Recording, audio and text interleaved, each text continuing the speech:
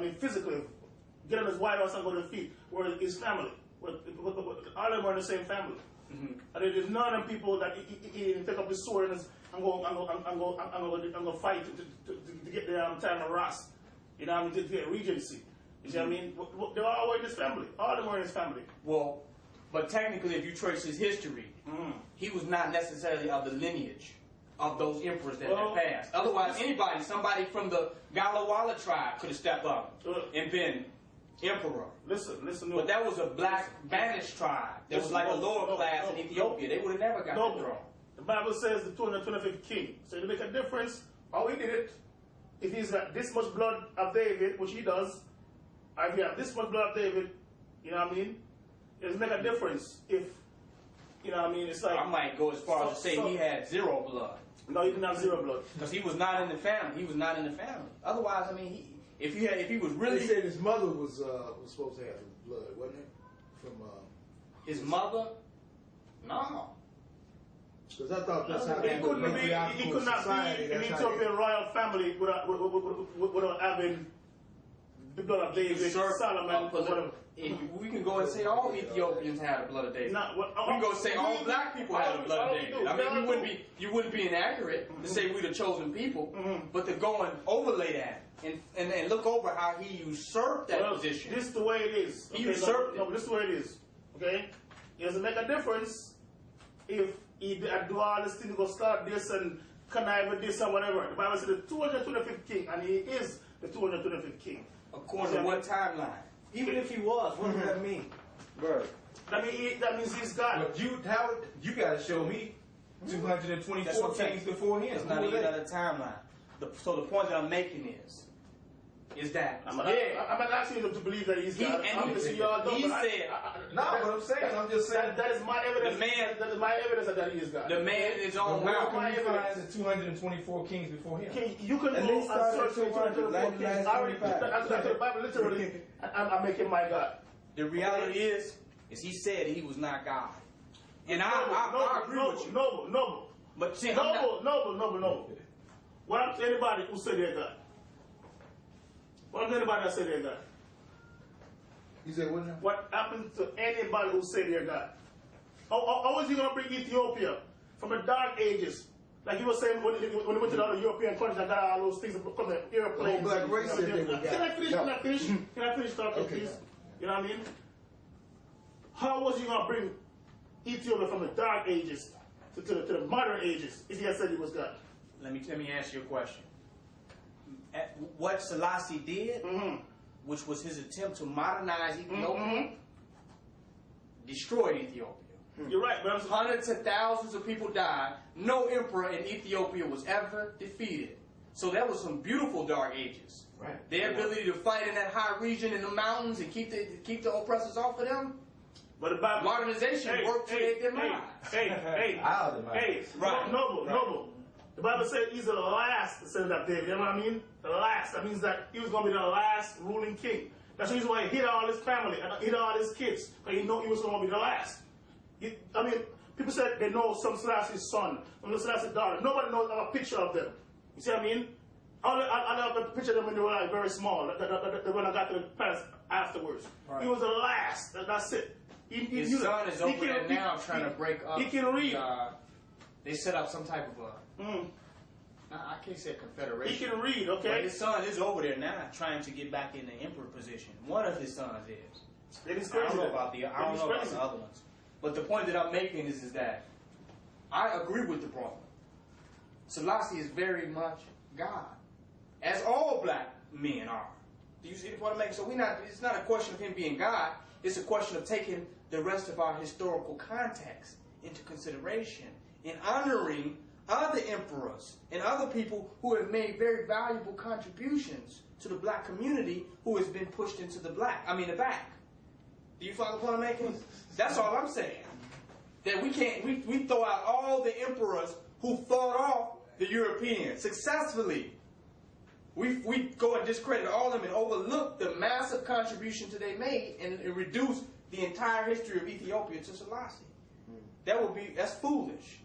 Now to honor and learn from what His Imperial Majesty Haile Selassie did, that's different.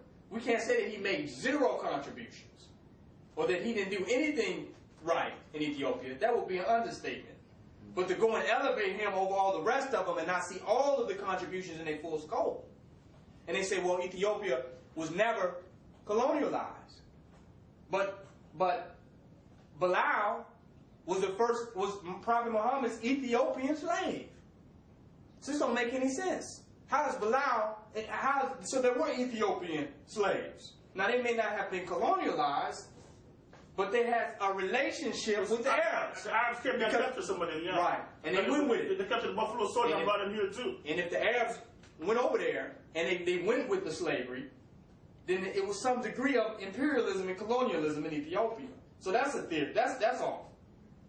Because it's 50% Arabs and 50% Christians in Ethiopia right now. Do you see the point I'm making? So there was some Arabic influence and Arabic penetration into Ethiopian society.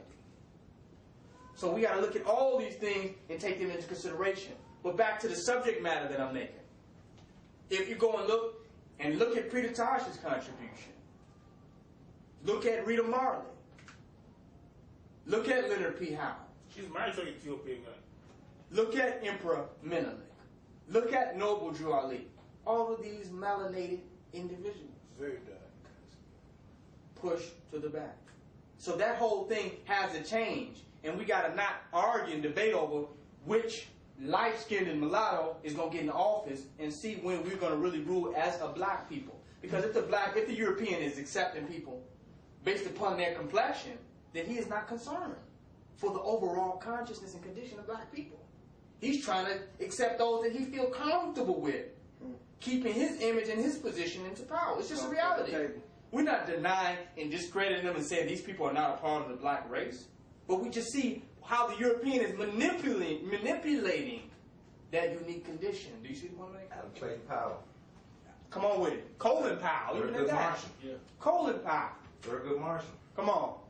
Yeah. The only reason why they call themselves black is because they're not accepted as a pure white. That's the problem. That's the problem with people who are light skinned right now. Because I mean, not to go off the subject, but even mixed people here, by all means, they're not actually black. They're mixed.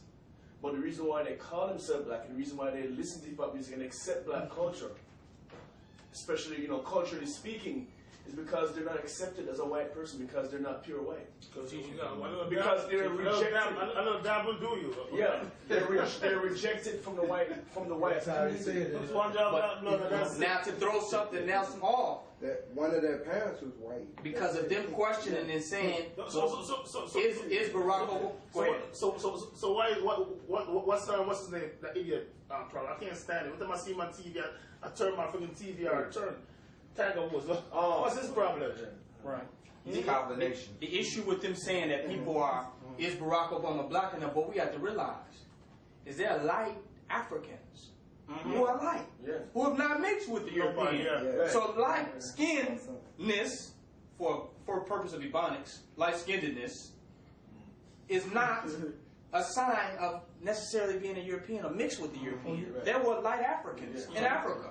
And it had to be, because if all races come from us, then some of us had to be light, because the Yaqub story says we kept mixing the lighter and the lighter ones together. So there were some lighter ones there. There were some lighter ones there. And that's how you get your European race. So there are some, was like gold. there are some light Africans. Darts can't make a light. There are some light, absolutely. But you can mix two light-skinned people and get the children lighter.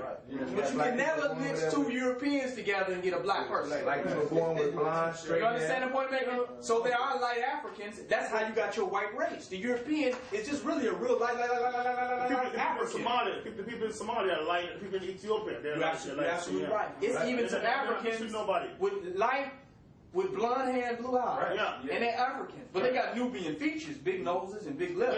But they got blonde hair and blue eyes. In Australia, the Aborigines. See, I believe that's the Goliath tribe. The Aborigines people in Australia. They got blonde hair and blue eyes, straight face. They're just like white people. And some of them are brown, some of them are dark skin. You teaching. So we're not saying that to say that people of their complexions are not being black, but we are showing how Willie Lynch lobotomized our minds to create this selective memory or this attention span where we can only see lighter people.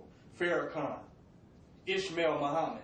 Do you understand the point I'm making? In Khalid Muhammad was pushed to the back. Right. Every time a black person tried to step up, he, get on out of here. You follow what I'm making? And Khalid Muhammad was really black. Was a real black man. Oh yeah, he looked like he was. You don't get no more blacker man than Khalid Muhammad. That was a real black man. So he tried to step up in the leadership, and they said, man, nigga, you ain't talking about shit, nigga. Go sit down somewhere. We don't want to hear that. And he had black love. You understand what I'm making? The light people. What was so negative? Yeah, he had white hate, though. Right. Well, I mean, opposites is a reality.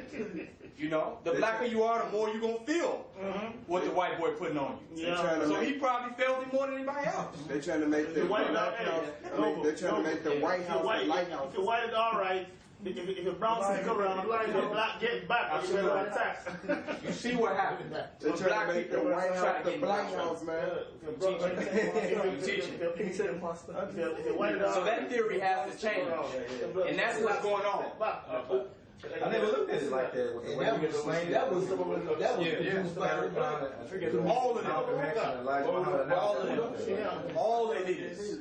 all the leaders are, if you notice, they let the lighter ones in power.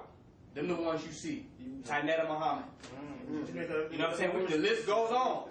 And you can't tell me it ain't no black people in the nation, but we can't think of them. The only one we can really have thought of on a massive level is Khalid Muhammad. Everybody know Khalid Muhammad was in the Nation of Islam. Name some other dark ones that's in position of power. That's alive. So we got to look at that. Another person was dark that was doing some things. Was Prince Hakeem.